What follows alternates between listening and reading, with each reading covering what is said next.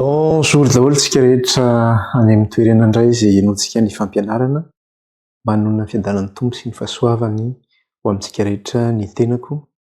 Tompo anie ombantsika sy tantanantsika hitantsika ary hiaino ny fitarainantsika andro aman'alina. Hoy ny Tompo manambara manao hoe fanjanako sy ny asan'ny tanako izay mitarainako amin'ny andro aman'alina.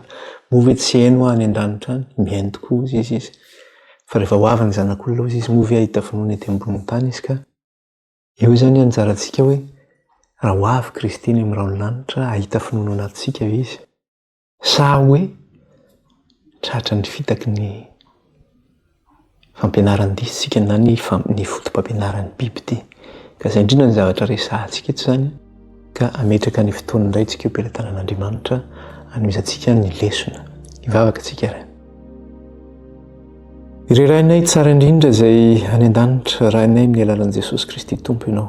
Ianao ilay Andriamanitra Abrahama sy Isaka ary Jakoba. Ianao no Andriamanitra ay.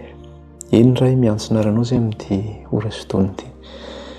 Mety iza ray hihaino vavaka anie ianao any an-danitra any. Misaotra ray ny amin'ny tombon'andro izay omenao anay. Ny fahasalamana, ny hanina hohanina, ny rivotra ihainana. Satria raha mbola nomenao izany izay amin'izao fotoana izao dia fahasoavana avy aminao izany fa tsy avy aminay. Dia mankalaza anao izay ray midery anao ary manome voninahitra anao.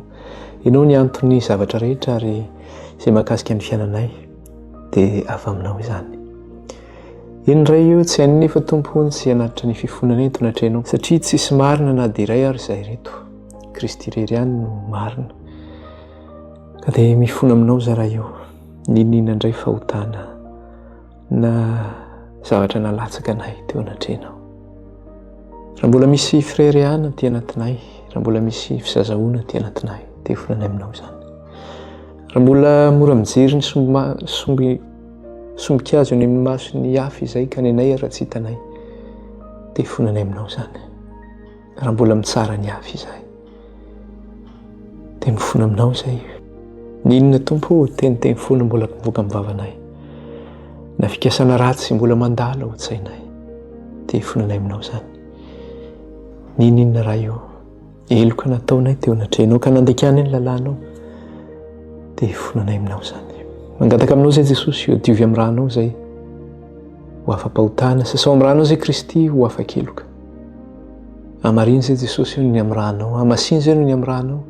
Aoka ny Kristy ilay ranao ampihavana anay amin'ny raha izay ny an-danitra. Ary eny Andriamanitra raha io. Ity fampianarana Apokalipsy 3:10 ity. Izay mamoaka ny zava-miafy ny faminaninany amin'ny bibidia.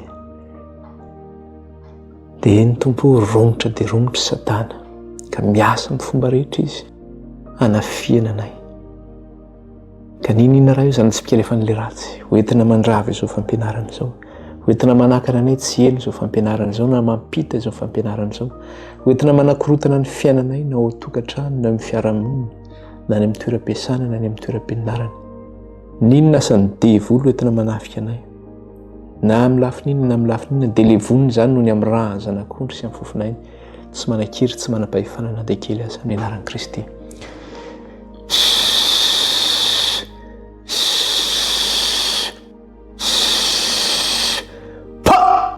Ravy Satana sy ny asany rehetra no ny amin'ny raha zanak'ondry sy amin'ny fofonay tsy manan-kiry tsy manam-pahefana aminay na dia kely monja azy fa levony Satana sy ny asany rehetra ny amin'ny rahan'i Jesosy sy ny fofonay. Halleluja, halleluja. Eo ihany koa Andriamanitra ireo zanakao sy ny asan'ny tananao izay mitaraina aminao andro aman'alina ny amin'ny tsy fahasalamany. Eny raha io. Madagasikara moa izao dia tonga indray ty aretina vaovao ty ilay variole de singe na ilay hoe mpox. Raha io. Raha misy tratran'izany ny ray aminay izay mihaino izao fampianarana izao mamin-draha fo aminy. Ka aoka ray Jesosy ilay dia kapoka taminao na sitrananao azy. Ary ninona aretina mahazo any tokantrano any. Ninona aretina izay hivavahana isan'andro eo anatrenao angatahana famindram-po sy fanafana avy aminao. Mety iza raha hiainanao any an-danitra any ka mindra fo satria manana Andriamanitra velona izay efa tsy maty. Ary hoenao Kristy hoe dia kapoka taminao ny fanasitranana anay. Ka ninona aretina Jesosy izay mahazo any tokantrano any. Na virus io hoe mpox io na tazo io na covid io na asthme io na fibrome io na cancer io, na aretina-do io, na areti-maso io, na aretina tension io, na vairatsy io. Ninona tompo aretina izay vavahana amin'izao fotoana izao. Dia aoka ny tananao mahery raha io sy sandranao nahindritra, nitoetra aminay tsirairay avy izay manana aretina ny tokantrano any ka nametraka izany teto am-pelantananao. Enina tsy voatonony vavanay ary izany kanefa voatonona tany tokantrano sy nametrahana tanana. Dia aoka Kristy io izay diakapoka taminao ny hitondra fanasitranana. Dia raina ny anaranao raha kalazay ny anaranao any. Dia ankehitriny zaray io raha anohy ny fampianarana ny teninao. Meteza raha io ampianatra nainao amin'ny alalan'ny fanainao masina fa voninkaino izay vahoakanao raha io. Ianaran'i Kristy. Dia raina mandrakizay ny anaranao raha io. Dia raina ny anaranao Jesosy io. Mitenena raha io fa voninkaino izay vahoakanao. Halleluja amin'ny anaran'i Jesosy. Amen.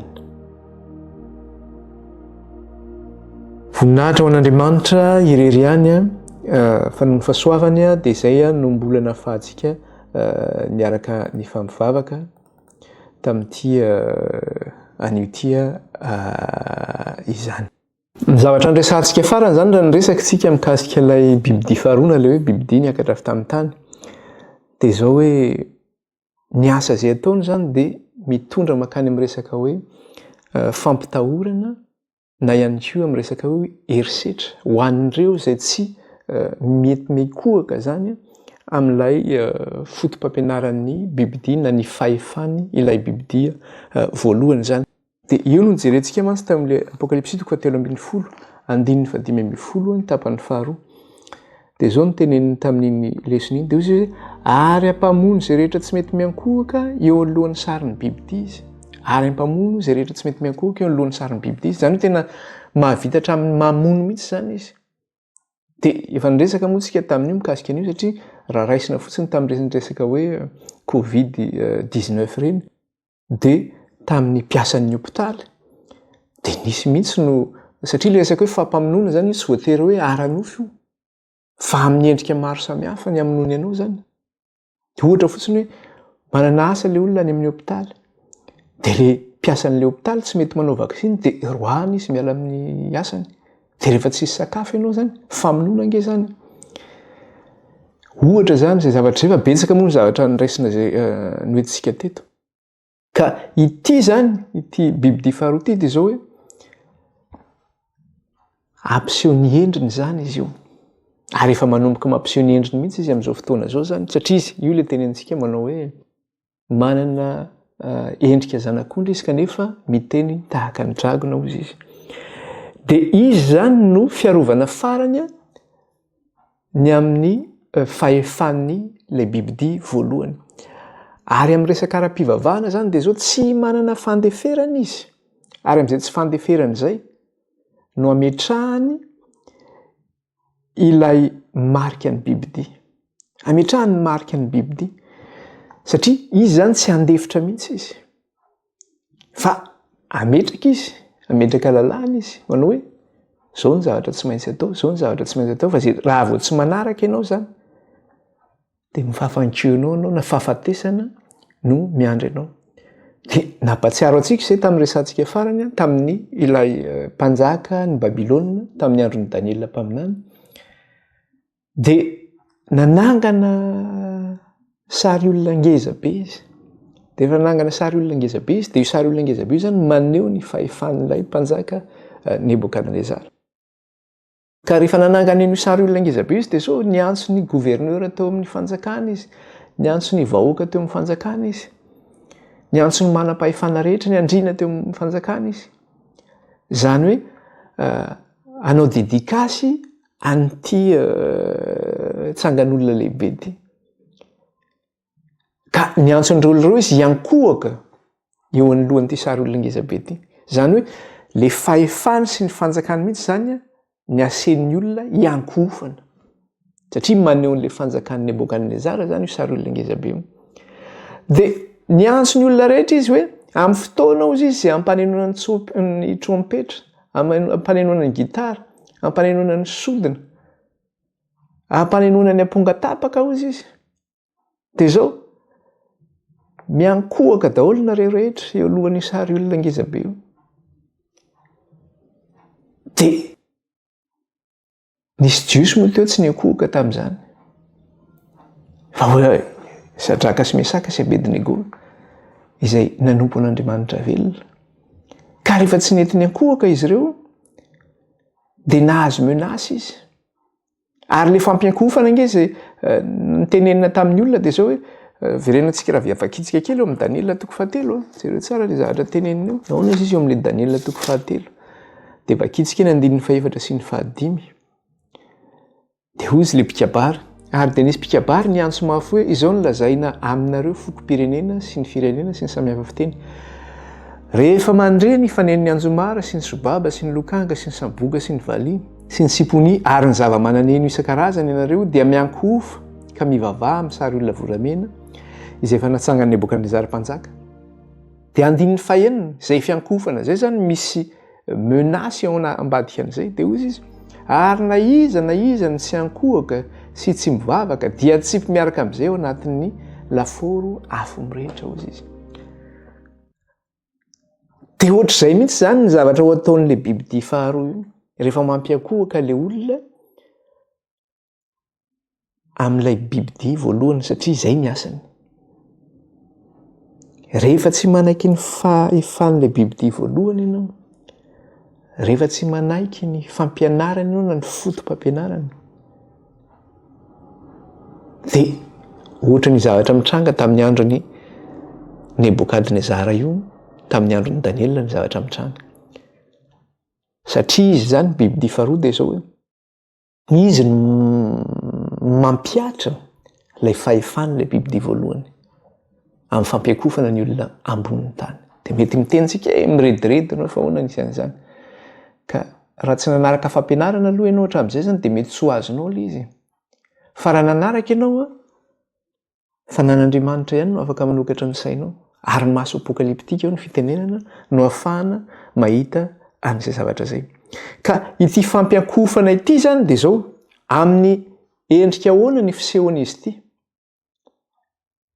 inona ny zavatra ho ataony rehefa mampihoaka izy zany hoe misy famantarana zany ao hoe ty olona ity miankohaka amin'ny bibidia na tsy miankohaka aminy dia mampandray marika zany izy ampandraisany marika eo amin'ny tanany na eo amin'ny andriny ny olona dia io marika io ny famantarana fa manana ny anaran'ny bibidia ianao na miankohaka eo alohan'ny bibidia ianao dia izao tsara ny teneniny aty amin'ny Apokalipsy 7:10 ny 9:10 Apokalipsy 7:10 dia ny 9:10 dia izao mivaky ny teny amin'ny anaran'i Jesosy ary ny olona rehetra na ny kely na ny lehibe na ny manan-karena na ny malahelo na ny tsy andevo na ny andevo dia ampandraisy ny marika eo amin'ny tany anakavanana sy eo amin'ny andriny avokoa eo zany tsisy akanavaka eo ninona firazananao na mpanjaka ianao na andrina ianao na manan-karena ianao na andevo ianao na mahantra ianao na chef d'entreprise ianao na mpampianatra ianao na mpitarika posy ianao na mpatsaka rano ianao na mpitondra taxi be ianao na ministre ianao na président de la république ianao na mpandraharaha ianao dia zay ahoana ozy izy dia ampandraisy ny marika eo amin'ny tany anakavanana sy eo amin'ny andriny avokoa io zany ny famantarana fa maninona miankohaka eo anolohan'ny bibidia ianao ka io marika izay tenenina io dia inona izy io marika eo amin'ny tanana ozy izy sy eo amin'ny andriny ka io association io zany hoe marika eo amin'ny tanana na eo amin'ny andriny io fampifandraisana io zany dia hitantsika izy io any amin'ny Deutéronomie satria rehefa atsoina ihany koa ny zanak'Israely iankohaka sy hivavaka amin'Andriamanitra anaraka ny lalàn'Andriamanitra dia asena mandray marika ihany koa eo amin'ny tanany sy eo amin'ny andriny zany hoe i bibidia zany dia zao makatahaka an'Andriamanitra izy amin'ny zavatra rehetra raha mampandray marika eo amin'ny tanan'Andriamanitra zany sy eo amin'ny andriny dia bibidia koa mampandray marika eo amin'ny tanany sy eo amin'ny andriny jereo nge aty amin'ny Deutéronomie izy miteny an'izany Deutéronomie 4 Deutéronomie 4 ny 4 sy ny 5 dia zao ny voasoratra amin'ny anaran'i Jesosy 4 sy ny 5 ahoana ozy izy mianoha ry Israely Jehova andriamantsika dia Jehova irery ihany ary tiava any Jehova andriamanitrao amin'ny fonao rehetra sy ny fanahinao rehetra ary ny herinao rehetra. Ahoana tsara ozy izy mianoha ry Israely ozy izy iza zany no Jehova, iza no hatr'izay ro mandrakizay tokana ihany l'Éternel na hoe Jehova. Dia hono izy izy tiavany Jehova andriamanitrao amin'ny fonao rehetra sy ny fanahinao rehetra ary amin'ny herinao rehetra. Io zavatra resahana io didy io no nomena. Dia jereo ny teneniny eo amin'ny 9:9 ka hatramin'ny 10. Ary eo ka ho ao am-ponao zany teny andidiko anao an'io zany. Inona io teny andidiko anao an'io? Le manao hoe tiavany Jehova andriamanitrao amin'ny fonao rehetra sy ny fanahinao rehetra ary amin'ny herinao rehetra. Ao ka ho ao am-ponao izany teny andidiko anao an'io zany. Dia toy tsara dia ampianary tsara ny zanakao izany ary resaona mipetraka ao an-tranonao ianao na mandeha eny an-dalana na mandrina amin'ny fo ary fehezo famantarana eo amin'ny tananao ireny ary ao ka ho fe ampahatsiarovana eny ambonin'ny andrinao izy izy. Jereo tsara le izy. Aoka hozy izy ao am-ponao zao teny andidiko anao an'io izao. Le teny teo zany manao hoe tiavany Jehova andriamanitrao amin'ny fonao rehetra sy ny fanahinao rehetra ary ny herinao rehetra. Aoka ao am-ponao zany teny andidiko anao zany. Dia toy izany le izy dia ampianary tsara ny zanakao izany ary resaona mipetraka ao an-tranonao na mandeha eny an-dalana na mandrina amin'ny fo. Dia 9:9 atao aiza le izy ary fehezo famantarana zany ary fehezo famantarana ao amin'ny tananao ireny ary ao ko fe fahatsiarovana eo amin'ny andrinao. Aoka zany ho famantarana eo amin'ny tananao zany ary ao ko fe fampatsiarovana eo ambonin'ny andrinao. Zany hoe Andriamanitra zany dia nanome didy mihitsy hoe tiavany Jehova andriamanitrao amin'ny fonao rehetra, amin'ny sainao rehetra, amin'ny herinao rehetra. Dia ao ka ao am-ponao zany teny andidiko anao zany ozy izy. Dia atao famantarana eo amin'ny tananao zany sy fampatsiarovana eo amin'ny andrinao. Dia izay koa ny zavatra ataon'le Bibidia faharoa. Inona raha verenantsika kely le izy teo? Ahoana izy izy? 7:12 teo raha verenantsika kely le izy. Ary ny olona rehetra na ny kely na ny lehibe, na ny manan-karena na ny malahelo na ny tsy andevy na ny andevy dia hampandraisy ny marika eo amin'ny tanany ankavanana na eo amin'ny andriny avokoa. Hampandraisany tanana ozy izy eo amin'ny tanany ankavanana sy eo amin'ny andriny avokoa. Ka ny zavatra anankiray zany dia zao hoe eto anefa ny marika izay apetraka Bibidia io na eo amin'ny tanana na eo amin'ny andrina tsy hoe asaina ny olona rehetra ambonin'ny tany aninona ankatoa le lalàn'Andriamanitra hoe mba ho voasoratra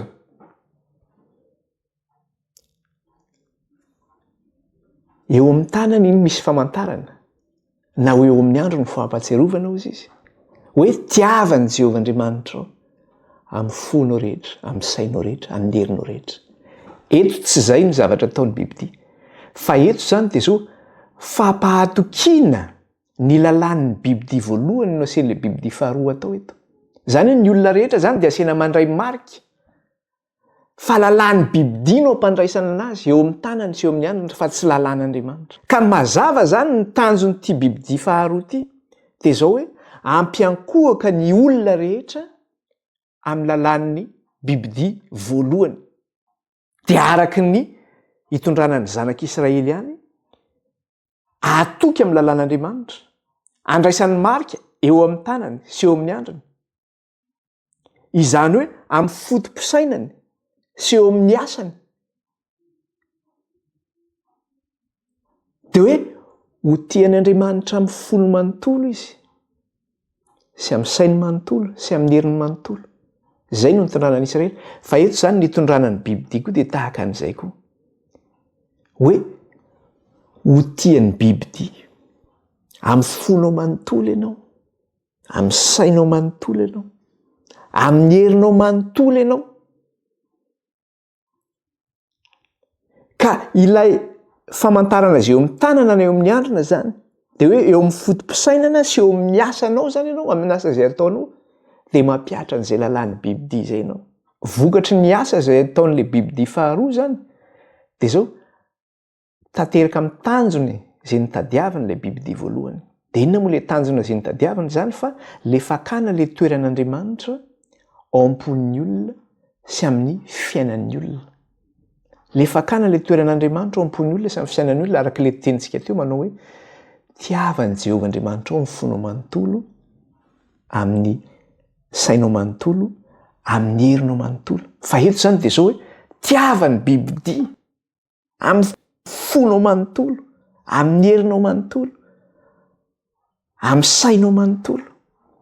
Ka le famantarana zany eto tsy araky ny eritreretin'ny olona azy hoe famantarana ety ivelany hoe hita maso, satria mantsy zay le nisy fotoana nalaza be mihitsy zany taloha hoe efa nandray marika ny bibidia anao de rehefa manana marika de misy 666 amin'ny tananao de efa mipotra mihitsy le izy de efa io zao le izy efa misy 666 na hoe mipotra eo amin'ny andronao le izy de efa tena misy famantarany bibidia mihitsy. Neny sasany moa de manao tatouage mihitsy izy zany fa io zany tsy famantarana hita maso zany io famantarana io eo amin'ny tanana na amin'ny andrina.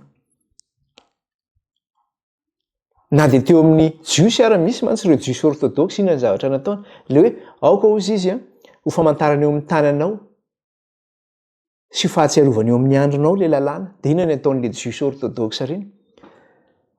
Misy boaty kely zay de asiany lalàna ao anatin'iny boaty kely iny de fatoriny amin'ny tanany mihitsy le izy. Zany ny ataon'ny jiosy orthodoxe.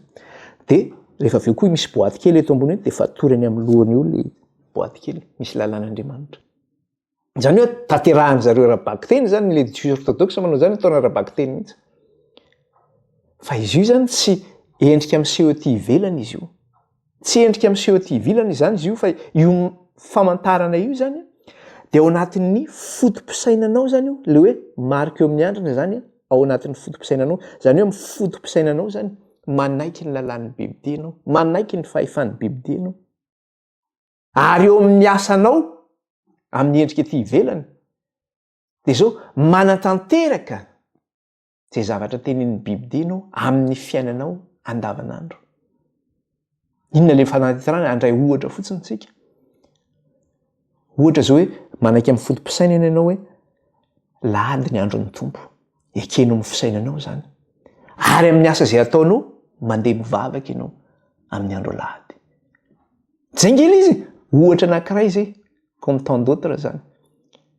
Hoe amin'ny fotom-pisainanao hoe manaiky fa amin'ny asa zay ataonao ianao mampiatra koa ianao amin'ny asa zay ataonao. Raha zay zany le famantarana hoe amin'ny fotom-pisainanao ianao teny hoe manaiky ny fahefan'ny bibidia, manaiky ny fotom-pampianaran'ny bibidia ary eo amin'ny asanao ianao de mampiatra an'izay de am'izay rehefa tonga am'izay toerana zay zany le izy de zao hoe famantarana zany io ilay fisandohana an'Andriamanitra.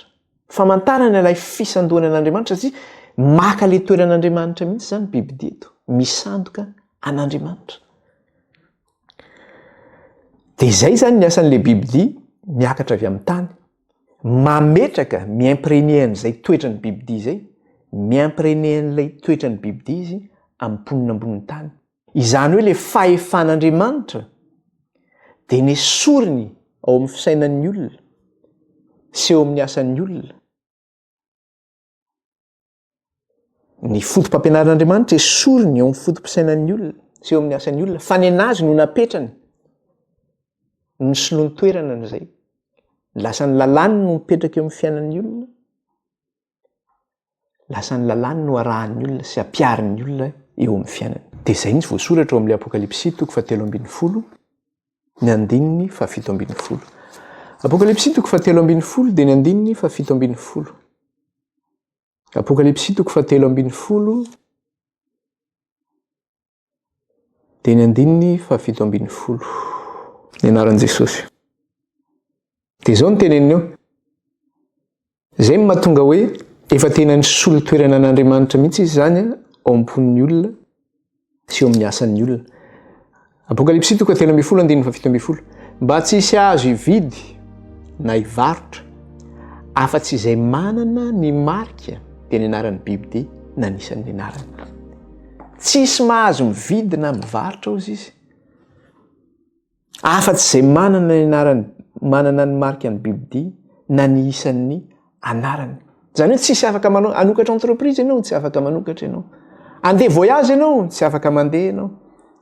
Andehanao taratasy any amin'ny mairie ianao, tsy afaka manao ianao. Anokatra compte any amin'ny banque ianao, tsy afaka manao ianao. Izany hoe mila manaiky ny fahefan'ny bibidia zany ianao sy ny fotom-pampianaran'ny bibidia. Dia izay ianao vao afaka mividy na mivarotra. Dia ahoana ozy izy? Inona le marika izay teneniny eo? Mba tsisy azo hividina hivarotra izy afa-tsy izay manana ny marika dia ny anaran'ny bibidia na anisan'ny anarany. Inona le marika ny bibidia? Ny anaran'ny bibidia ozy izy na anisan'ny anarany. Mila manana an'izay zany ianao vao afaka manao zavatra. Tsy afaka mampiditra zanaka any am-pianarana ianao. Tsy afaka manao voyage ianao. Tsy afaka mividy tany ianao. Zany tena voafeny zavatra rehetra. Zay mahatonga miteny manao hoe zavatra efa miditra an-tsehatra angeza ny zavatra zany. Raisitsika fotsiny pendant n'iny resaka hoe période-ny Covid-19 iny. Izao tontolo izao dia natao mise en quarantaine. Zany hoe nidina aman-trano izao tontolo izao, tsy mahazo mivoaka. Lalàna ange zany. Nga ianao afaka manao n'ininy. Voasazy ny lalàna ianao raha vao mandika an'izay zavatra zay. Mihidy ny frontière.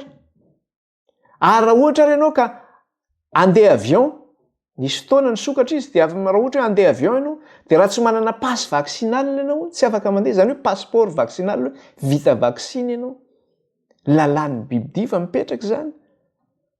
Jerentsika ny zavatra misy amin'ny resaka économie mondiale, amin'ny resaka rapport de force zany amin'ny manerana an'izao tontolo izao.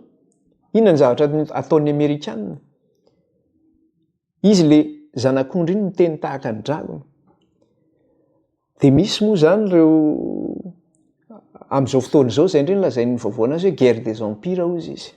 Satria misy zany le ohatran'ny hoe empire avadiny antsinanana manomboka miakatra ny avy any Azia zany. Ohatran'ny hoe Xi Jinping ny Chine. Dia eo moa ny Russe zany eo ihany. Dia ny Amerikanina sy ny Occident. Fa ny Amerikanina izy no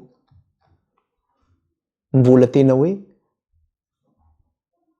amin'ny bibidia azy dia ambonin'ny fahefana rehetra izy. Ary na hiezaka hiakatra ao ny famina an'iny dia milaza fa efa izy le izy.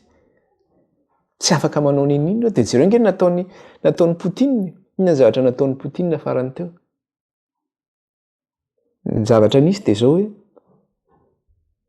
hitantsika tsara nataon'ny président américain Donald Trump nikidnapen'ny président'ny Venezuela. Nalainy ankeriny tany tafian'ny toerana izay nisy azy any Venezuela, capitale tany Caracas. Rehefa nalainy izay dia ny zavatra nisy Russie efa nahazo sanction. Zany hoe ny États-Unis zany na ny Amerikanina no manome sanction any Russie manao hoe vokatry ny zavatra ataonareo satria nareo tsy manaraka ny droit international dia sazina ianareo. Amin'ilay hoe tsy mahazo mividy, tsy mahazo mivarotra, tsy afaka manondrana. Dia Russie nataony nanao atsokotsoko izy. Mifandray ara-commerce amin'ny ireo firenena izay tsy tian'ny Amerikanina izy. Zany hoe maka sambo izy satria Venezuela mamoaka ino? Mamoaka pétrole. Dia maka sambo izy mivoaka avy any Russie. Tsy misy drapeau russe ny sambo iny. Miala avy any Russie. Dia mandeha lalana miala miolakolana iny. Makany Venezuela maka ino izy ity? Maka pétrole. Dia zany hoe miva pays betsaka izy dia zay izy vao mivadika hoe pavillon russe. Ohatran'ny hoe avy any amin'ny pays hafa izy fa tsy avy any Venezuela. Fa fatan'ny Amerikanina zany. Tonga dia nitafiany le izy. Tonga dia nitafiany. Zay mahabibidia azy ange. Io no miteny antsika hoe na ny Chine ary. Satria manao an'izao ny Chine hozy izy tamin'ny resaka douane ireny. Tonga dia mipetahana 145% ny douane ny Chine. Raha tianareo ihany dia mila mifanaraka aminay ianareo. Dia nifanaraka ny Chine dia nena le izy. Satria izay mahabibidia azy. Izay zany hoe efa izy mametraka an'io izy. ka ny olombelona rehetra zany ny fahefana rehetra eo ato amin'izao tontolo izao zany hoe voatefy ao anatin'ilay hoe isan'ny bibidia. Voatefy ao anatin'ilay hoe isan'ny bibidia araka ilay teny teo hoe mba tsy hisy azo hividina hivarotra fa tsy izay manana ny marika ao izy dia ny anaran'ny bibidia na ny isan'ny anarany. Inona ilay marika? Ny anaran'ny bibidia na ny isan'ny anarany. Dia ho jerentsika ary zany io anaran'ny bibidia io na ny isan'ny anarany satria io zany le marika izay apetraka amin'ny mponina ambonin'ny tany ka io zany midefinirana mamaritra ny identitény izao tontolo izao. Zany hoe ny identitén'izao tontolo izao zany dia izao mitondra ny anaran'ny bibidia na ny isan'ny anarany ozy izy. Dia firy le isan'ny bibidia? Vakiantsika io atao amin'ny 7:7 na ny isan'ny anarany 7:7 indro ny fahendrena aoka izay manan-tsaina anisa ny isan'ny bibidia fa fanisan'ny olona izany ary 960 no isany. Indro ny fahendrena aoka izay manan-tsaina anisa ny isan'ny bibidia fa fanisan'ny olona izany ary 960 no isany. 960 no isany. Inona ny isan'ny bibidia ozy izy? 960. Vao miresaka tsika hoe 666 na hoe 960 dia io anaran'ny bibidia io na ny isan'ny anarany io zany dia izao hoe io zany dia efa mamitaka azy sady satria amin'ny alalan'izay isany izay dia efa fantatro tsara izy hoe tsy fahefana avy amin'Andriamanitra io. Satria ao le isa enina. Ny isa enina maneho inona? Araka ny soratra masina, araka ny bokin'ny Apokalipsy. Ny isa enina dia maneho isan'ny olona. Voalohany aloha ny isa enina ao bokin'ny Apokalipsy dia hoe chiffre du mal. Faharoa manaraka an'izay ny isa enina dia mifandray amin'ny isan'ny olona. Tsy hoe isan'ny olona fa mifandray amin'ny isan'ny olona. Averiko tsara ilay izy. Le isa enina dia izao chiffre du mal io. Ary io isa enina io mifandray amin'ny olombelona izy io. Ka raha araka ny tradition biblika zany na araka ny soratra masina, raha vao miresaka ianao hoe isa enina dia mifandray amin'ny olombelona zany izay isa enina izay. Inona ny antony? Satria ny olombelona dia nohariana tamin'ny andro fahafiry. Ny olombelona dia nohariana tamin'ny andro fahaenina. Izay mahatonga hoe le isa enina mifandray amin'ny olombelona. Satria ny olombelona dia nohariana tamin'ny andro fahaenina. Ny dikan'izany dia hoe ny olombelona rehefa nohariana tamin'ny andro fahaenina dia mbola tsy tafaray ara-pivavahana tamin'Andriamanitra. Zany hoe mbola tsy manana an'Andriamanitra ho andriamany ny olombelona zany tamin'izy nohariana tamin'ny andro fahaenina. Zany hoe averiko tsara ilay izy zava-dehibe ty zavatra teneniko ty. Ny olombelona nohariana tamin'ny andro fahaenina zany dia izao mbola tsy tafaray ara-pivavahana tamin'Andriamanitra. Mbola tsy nanana an'Andriamanitra ho andriamanina izy. Ny antony dia izao satria ny andro fahafito na hoe ny sabata andro fahafito, io sabata andro fahafito io no mampifandray ara-pivavahana amin'Andriamanitra ny olombelona. Ny sabata andro fahafito no mampifandray ara-pivavahana amin'Andriamanitra ny olombelona. Jerentsika ingany amin'ny Ezekiela 20 izy miteny an'izay. Raisika kely Ezekiela 20, 2:12. Ezekiela 20 dia ny 2:12. Ezekiela 20 dia ny 2:12.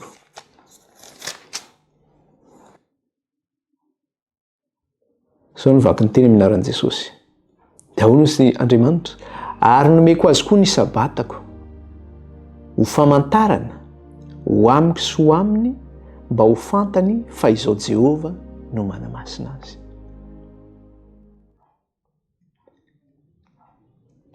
rehefa nomen'Andriamanitra ny olombelona zany ny sabata ka nasian'Andriamanitra ny tsofika ao anatin'ny sabata ihany koa tsika dia zao hoe ho famantarana ho amiko sy ho amino izy izy mba ho fantany fa izao Jehova no manamasina azy. Ho famantarana ho amiko sy ho amino fa izao Jehova no manamasina azy.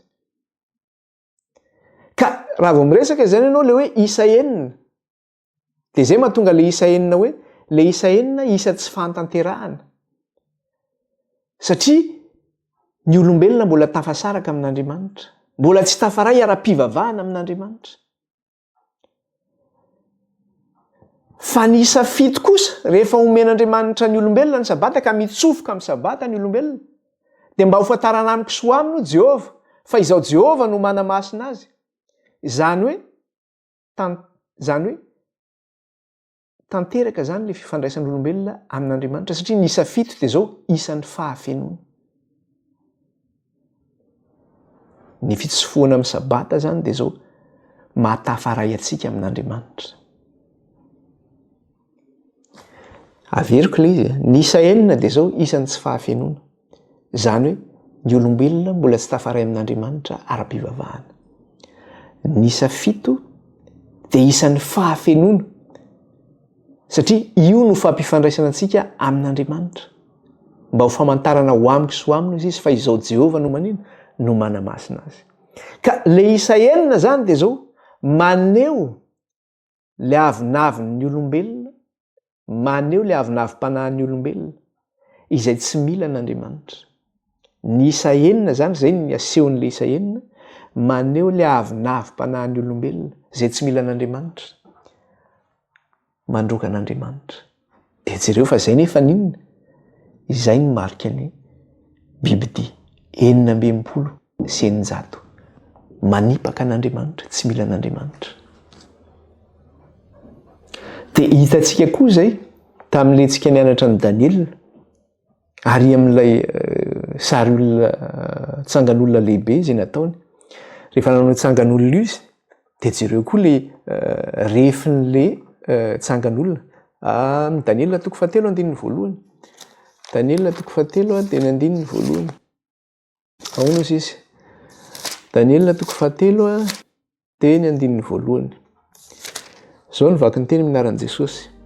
Nebokadnezara mpanjaka nanao sary olona volamena 90 akiho ny avony ary 9 akiho ny sakany dia natsangany teo amin'ny tany le Makdora tamin'ny fen'ny Babilônia izany. Jereny rehefin'izy ny avon'ilay tsangan'olona lehibe izay nataony Nebokadnezara dia zao 90 akiho ny avony.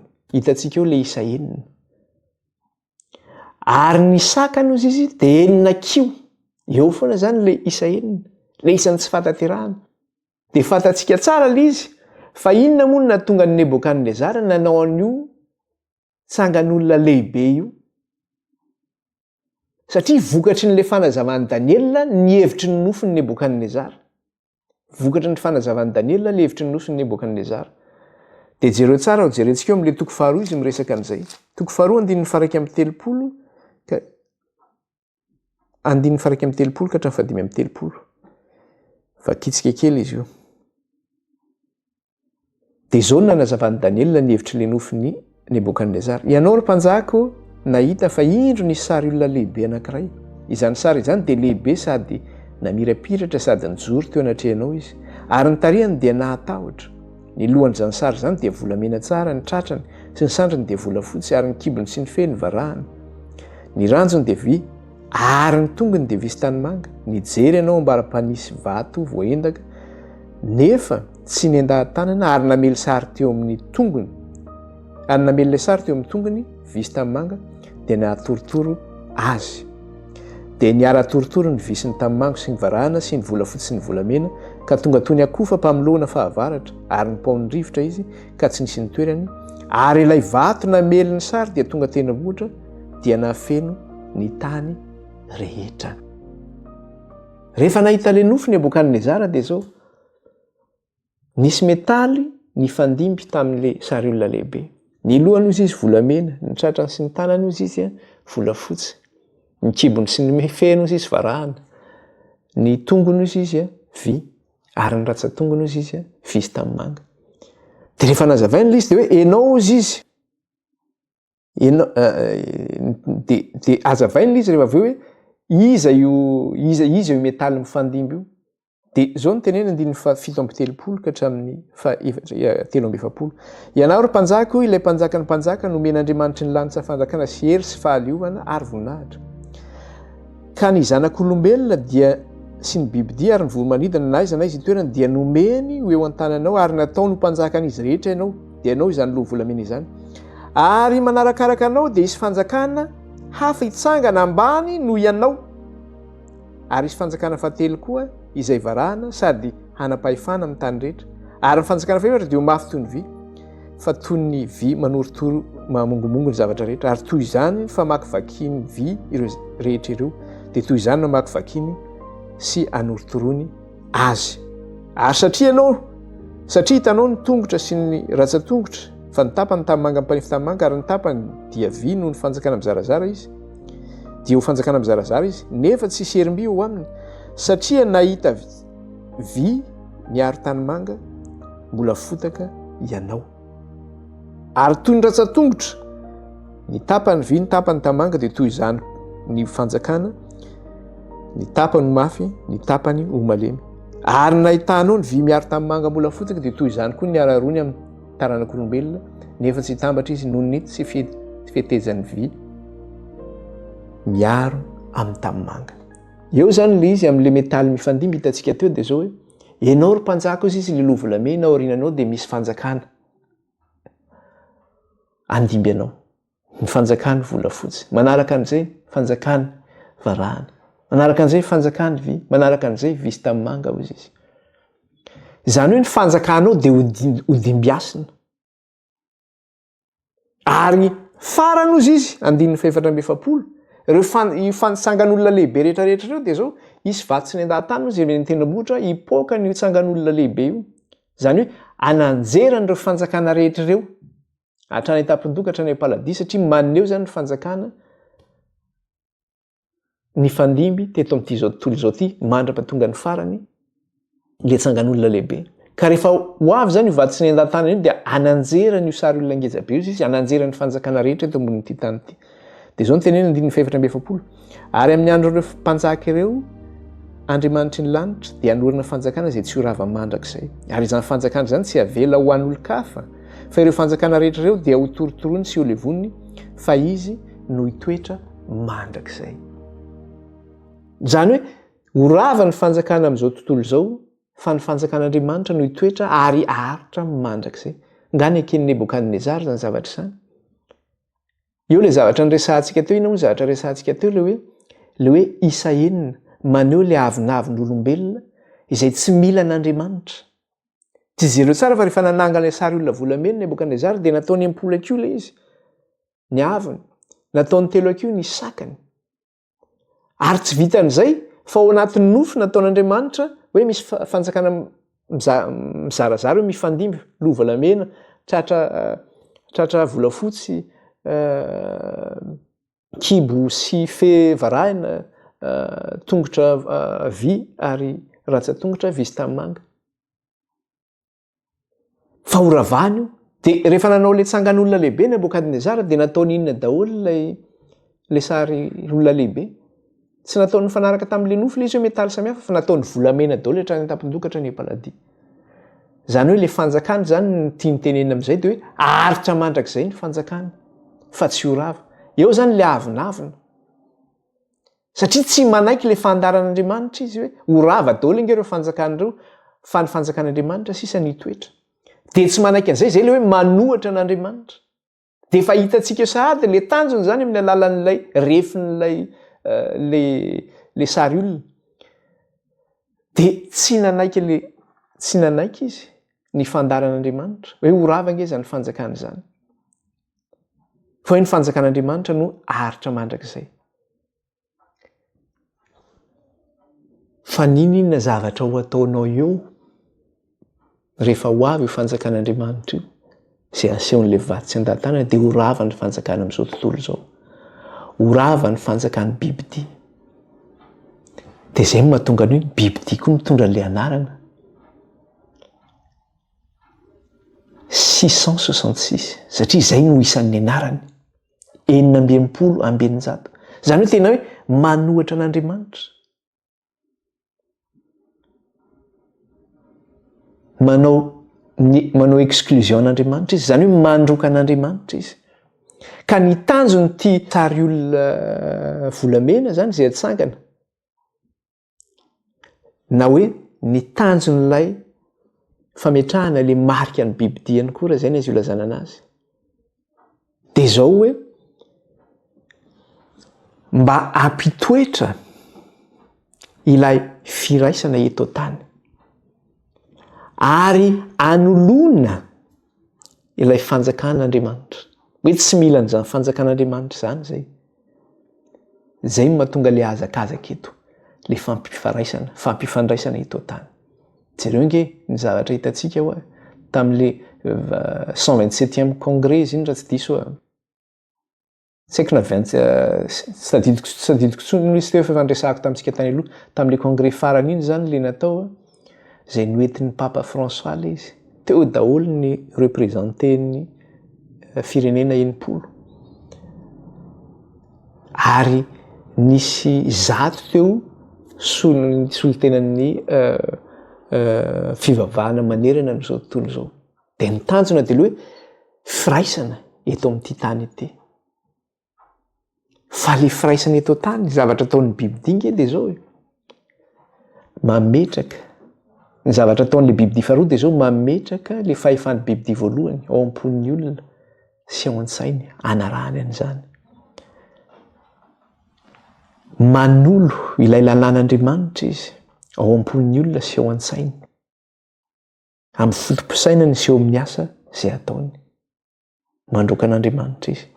Ka izany politika zany satria zavatra eto tany ny zavatra ataony fa tsy zavatra avy any ambony de zao hoe tsy maintsy mitondra inona zany satria izy zany manery ny olona, le bibidia faharoa manery ny olona hiakohaka amin'le bibidia voalohany, andraisany an'le marika an'le bibidia voalohany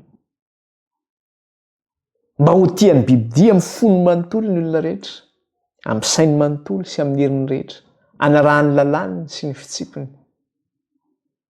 Ka ny fampikofana ny olona zany andray an'izay lalàn'ny bibidia zay ao am-pony sy ao an-tsainy de zao hoe tsy maintsy mitondra inona zany zay, tsy maintsy mitondra tsy fandeferana zany zay ary tsy maintsy mitondra fanenjehana zany zay zavatra efa nisy zany teo amin'ny tantara. Io le zavatra andresantsika teo hoe rehefa nanao an'io sary olona lehibe io Nebokadnezara mpanjaka hoe ampiankohaka ny mponina ambony tany eo anatrehany de zao raha tsy miankohaka eo ianao izy de zao atsipy eo anaty lafaoro mirehitra afo ianao izy. Nisy jiosy anankitelo tao tsy niankohaka, Sadraka, Mesaka sy Abednego. Rehefa tsy nety niankohaka izy ireo de noentina teo anatrehan'ny mpanjaka de namalin'ny mpanjaka izy, ry mpanjaka zay tsy ankohako eo amin'ny sary olona volamena zay nataona io fa ny Andriamanitra izay vavahanay de afaka hamonjy anay ary raha ohatra izy ka tsy hamonjy anay ary zay tsy ankohako eo zany. Tezitra mafy ny mpanjaka nasenina fanaina mafy ny laforo anipazana azy ireo anatin'ny laforo mirehitra afo satria tsy nety niankohako izy. Hitantsika zany amin'ny Daniela 7 manasa antsika jery an'izany. Fa zao Andriamanitra namonjy azy ireo ary gaga ny mpanjaka amin'ny herin'Andriamanitra. Fa ny zavatra misy de ty bibidia koa zany manao an'izay zavatra zay. Rehefa tsy mety miankohaka ianao eo amin'ny lalàn'ny bibidia, andraisanao marika eo amin'ny andronao na eo amin'ny tananao de zao fahafatesana no miandry anao. Tsy mahazo mividy, tsy mahazo mivarotra raha tsy mandray ny marika ny bibidia izy na eo amin'ny androny na eo amin'ny tanany. Fahafatesana inge zany tsy afaka manao ninninona ianao. Io zany sady famonoana ara-panahy no ara-nofo satria mampiasa an'izay zany bibidia. Sady famonoana ara-nofo ny ara-panahy. De zay le teneniko hoe memafy io zany ka rehefa zay zany ny tanjona tratrarina hoe ny firaisana ny zava-dehibe, le hoe unité. De ny fahasamihafana zany lasa hoe mampiahiahy foana. Raha vao ianao zany tsy mitovy amin'ny hafa de fa ahiahina ianao, fahavalo iny. dia izay mihitsy ianao rehefa manompo an'Andriamanitra ianao ny lalàna zay rahanao ny lalàn'ny fanjakan'Andriamanitra ny didiny sy ny fitsipiny nefa izao tontolo izao tsy manaraka an'izay ianao nge zany anao fotsiny zavatra teneniko fotsiny vao tsy manao ny oely zany ianao vao tsy manao ny fetin'izao tontolo izao ianao vao tsy manao ny fomba fiakanjon'izao tontolo izao ianao vao tsy mihinana ny fihinan'izao tontolo izao ianao dia efa ohatran'ny hafahafa ny fijeriny ianao ohatran'ny hoe olona ohatran'ny hoe misy aretina ianao na hoe ahoana ohatran'ny tsy haiko izany ny fijeriny olona lazaina fa dangereux ianao zany ny zavatra ataon'ny bibidia ary rehefa tsy mety maninona filazana azy rehefa tsy mety misaligné ianao